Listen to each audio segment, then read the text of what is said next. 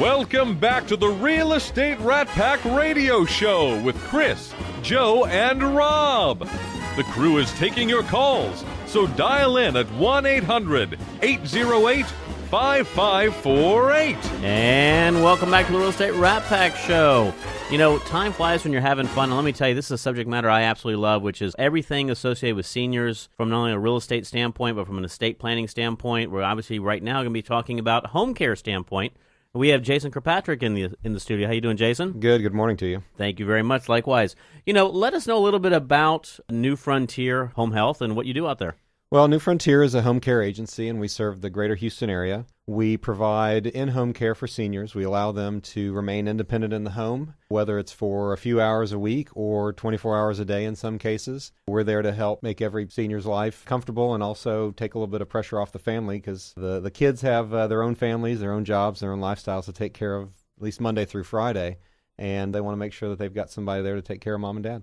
You know, it's interesting because we were just talking about from a real estate perspective, obviously individuals that are moving, and we got a new generation that moves a lot, and we have our older generation that is very attached to their homes. You know, what are you seeing out there? Are you seeing some of the individuals you're taking care of have lived in their homes for a long time and want to maintain or let's say extend that opportunity by bringing in home care, or what are you seeing? Well, I'll be honest with you, the typical customer that we see is basically whether they lived in their home for a long time or they moved here to be closer to family. It's kind of 50-50 in that mix. But typically, it's a son or a daughter that's looking for help for their mom or dad, and the mom or dad doesn't want to move out of their house, whether they've been in there for 50 years or for 2. They don't want to go to a facility. They don't want to go to an assisted living facility, even at the sort of the lighter stages. They just want to be independent in their own house. And a lot of times that turns into resistance to having help in the home because there's a lack of strangers in the house. Yeah. Strangers in the house. They don't want to come to that realization that maybe I do need somebody to help me out.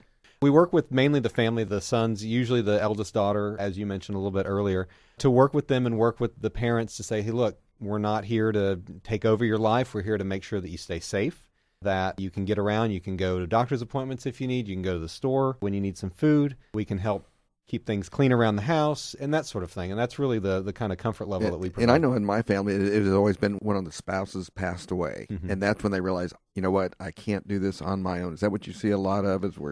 Yeah, typically because, and it happened with my grandparents where my grandmother took care of my grandfather for I'd say probably about 6 years when his Parkinson's really turned him into somebody that needed help.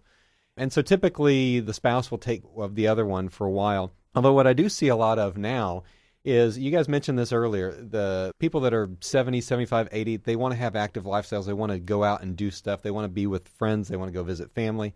And so you'll have one partner who has either a mental incapacity or a physical limitation, and the other one that is perfectly healthy. And so they still want to be able to go do things. They want to go shopping. They want to go visit their kids in another city or state, but they need somebody to take care of their husband or wife for a few hours a week, whether it's 8 hours a day, twice a week, or something less than that. But they want to have that flexibility. Well, that really frees them up, because I'm sure it's very frustrating for the active spouse to not be able to do anything. Do you provide Alzheimer's care? We have a couple of Alzheimer's dementia patients that we do provide care for. What we do in that situation is, first of all, it's an understanding with the family of what this entails, making sure that the family understands what's going on. A lot of times there can be denial because you want to remember your mom as you were when you were a kid, and they don't have those abilities at this point. But it's understanding with them, and then also we do a lot of training with our caregivers to understand, how do I deal with somebody that from one moment to the next doesn't remember me, doesn't know why I'm in their home, doesn't know what I'm doing there. So we have to deal a lot with that. And so we do some strategies and training with our caregivers. And that was one of the things that we spoke about, obviously, earlier in the week, was your hiring and training that you do is actually very, very unique in the sense that, number one, you only hire on CNAs, is what you told me. And then also the training that you do, the ongoing training and education and how you bring somebody on board. Talk a little bit about that, because that's pretty interesting. Well, our industry is a kind of an interesting industry. What a lot of families that we talk to that have had experience with home care providers tell us is their main frustration point is a company that sends out a new caregiver every 2 or 3 weeks. Now, this happens for a lot of different reasons. And going into starting up the business, that was one of the things that I heard about a lot and I didn't want to have to deal with.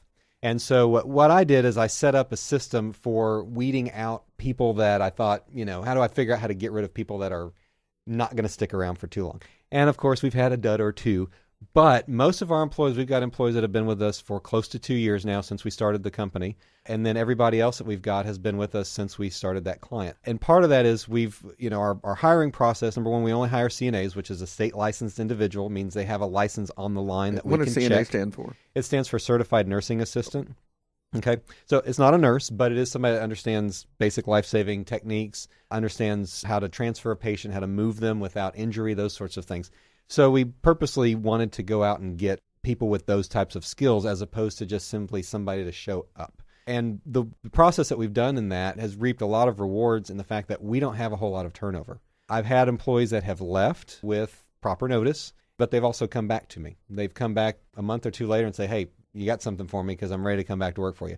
So we've had very good success. Our core of employees right now are rock solid people. They show up. I very seldomly have issues with clients calling me, talking about my caregiver. So I'm really proud of that. I'm really happy with it. And, if I don't have problems with my caregivers, you're not going to have problems with them.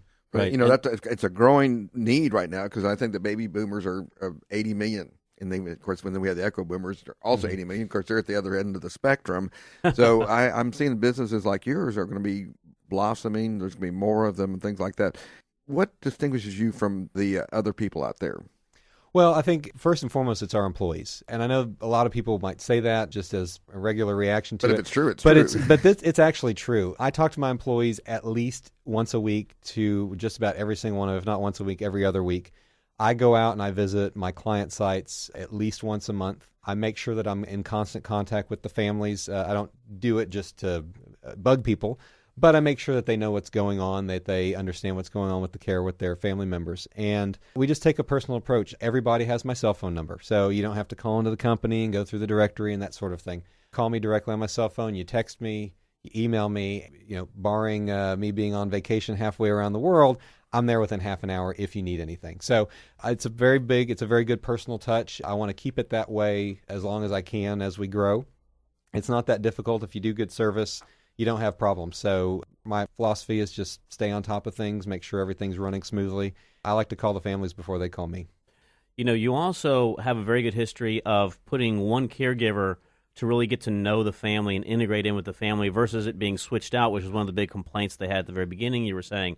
And talk a little bit about that. Why do you do that approach of, or how's that approach worked out in reference to being able to assign one caregiver to the family? Right. Well, typically what happens is, so there's a couple of dynamics here. One is not all of our clients are 40-hour-a-week clients, which means that when we put somebody on let's say an 8-hour-a-week job, they've got to have other clients to fill out a full schedule. Everybody's got a right to earn a living. So we do sometimes move around people if need be. It's not very often, but usually it's in consideration of the employee so that they can earn a living.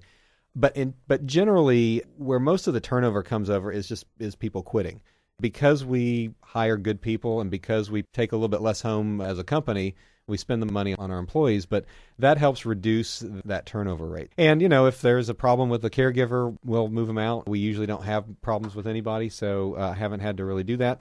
But we're happy to make sure that there's a good personality fit. A lot of times is a very important one, especially for somebody that doesn't have a lot of the limitations that a more, somebody a little bit older might have. What's the number one thing you want somebody to remember about New Frontier Home Care? Well, I just want them to remember that we're here to help solve family problems. Not family problems, but your problem at least that problem. as what to do with your mom or dad as they age. And we're here to really help you do that in a compassionate way, one that takes into consideration the desires of your parents. A lot of people want to stay independent, and we do it with pride. We make sure that we have the best people out there that we can. And we give you personal service. Yeah.